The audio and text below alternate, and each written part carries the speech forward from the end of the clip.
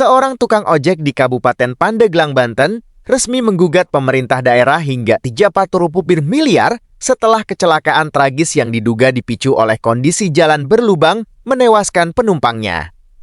Gugatan tersebut didaftarkan ke Pengadilan Negeri Pandeglang oleh kuasa hukumnya Raden Elang Mulyana dan tim. Mereka menilai kecelakaan yang terjadi bukan semata-mata peristiwa lalu lintas biasa, melainkan ada unsur kelalaian penyelenggara negara dalam memastikan kondisi infrastruktur jalan tetap aman bagi masyarakat. Peristiwa nahas itu terjadi pada 27 Januari 2006 di Jalan Gardu Tanjak, tepatnya di depan Hotel Pandeglang Raya. Saat itu, Al-Amin kami bersama tim keluarga dari Pak Amin dan tim lawyer yang mendampingi proses pendaftaran gugatan yang diajukan di Pengadilan Negeri Pandeglang. Pertama-tama kami ingin turut berduka cita kepada keluarga Hairil Raffi tengah mengantar seorang siswa sekolah dasar. Menurut keterangan kuasa hukumnya, kecelakaan bermula ketika sepeda motor yang dikendarai Al-Amin berusaha menghindari lubang di jalan. Motor tersebut kemudian oleng dan terjatuh. Dari arah belakang, sebuah ambulans melaju dan terlibat dalam insiden yang berujung pada meninggalnya penumpang. Kasus ini sempat bergulir dalam proses hukum. Al-Amin bahkan sebelumnya ditetapkan sebagai tersangka oleh penyidik Satlantas Polres Pandeglang. Namun, perkara tersebut berakhir damai setelah polisi memfasilitasi mediasi atau restoratif justice antara Al-Amin dan keluarga korban. Dengan adanya kesepakatan damai, proses penyelidikan dihentikan. Meski demikian, pihak kuasa hukum menilai akar persoalan belum tersentuh. Mereka menyebut inti permasalahan terletak pada kondisi jalan yang rusak, serta tidak adanya rambu peringatan yang memadai. Menurut mereka, negara melalui pemerintah daerah memiliki kewajiban untuk memastikan keselamatan pengguna jalan. Dalam gugatan perdata yang diajukan, pihak penggugat merujuk pada pasal 300 Kijasilina Kitab Undang-Undang Hukum Perdata yang menyatakan bahwa setiap perbuatan melawan hukum yang menimbulkan kerugian pada orang lain mewajibkan pihak yang bersalah untuk mengganti kerugian tersebut.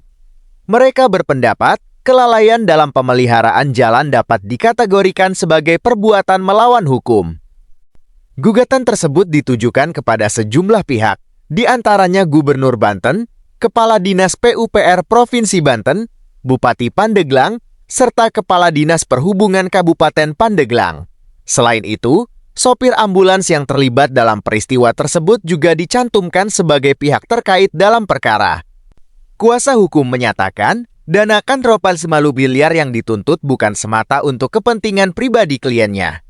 Jika gugatan dikabulkan, dana tersebut disebut akan dialokasikan untuk membantu korban kecelakaan lalu lintas di Pandeglang dan Banten, serta mendorong perbaikan infrastruktur jalan yang dinilai masih membahayakan masyarakat.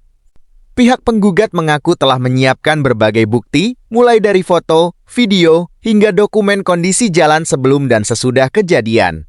Mereka berharap proses persidangan nantinya dapat mengungkap secara terang apakah benar telah terjadi kelalaian dalam pemeliharaan jalan yang berujung pada hilangnya nyawa. Kasus ini pun memantik perhatian publik. Di satu sisi, ada yang menilai langkah gugatan tersebut sebagai bentuk keberanian warga kecil dalam menuntut tanggung jawab negara. Namun di sisi lain, ada pula yang mempertanyakan besaran nilai gugatan yang diajukan. Terlepas dari pro dan kontra, peristiwa ini kembali mengingatkan pentingnya keselamatan jalan sebagai tanggung jawab bersama. Infrastruktur yang layak dan aman bukan hanya soal pembangunan fisik, tetapi juga soal perlindungan terhadap hak hidup dan keselamatan masyarakat. Kondisi jalan berlubang, minimnya penerangan, hingga kurangnya rambu peringatan kerap menjadi faktor risiko kecelakaan di berbagai daerah.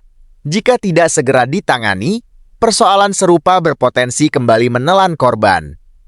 Kini, semua mata tertuju pada proses hukum yang akan berjalan di Pengadilan Negeri Pandeglang. Putusan majelis hakim nantinya akan menjadi penentu, sekaligus bisa menjadi preseden penting terkait tanggung jawab pemerintah atas kondisi infrastruktur publik. Apapun hasilnya nanti, harapan masyarakat tentu sama, agar kejadian serupa tidak kembali terulang dan keselamatan pengguna jalan benar-benar menjadi prioritas utama. Demikian laporan kali ini. Perkembangan kasus gugatan tukang ojek terhadap pemerintah daerah ini akan terus kami pantau dan hadirkan untuk Anda. Terima kasih telah menyaksikan. Tetap ikuti perkembangan berita terbaru hanya di kanal kami. Jika Anda suka video ini, jangan lupa like, subscribe, dan berikan komentar Anda di kolom komentar di bawah ini.